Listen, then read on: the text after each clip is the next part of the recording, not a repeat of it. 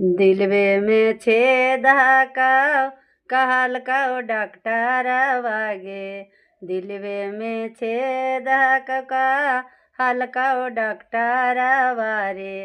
तोरो करे जवानी कालला कहल का डॉक्टरवा।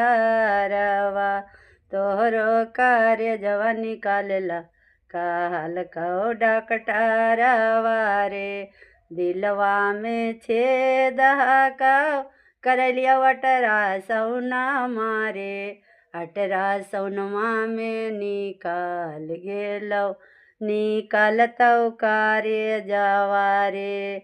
अटरा सौनमा में निकाल गेलो निकालतौ कार्य जवारे। दिलवा ने छेद का करतौ अटरा सौना मारे। दिलवा में छेद का करतौ अटरा सौना मारे।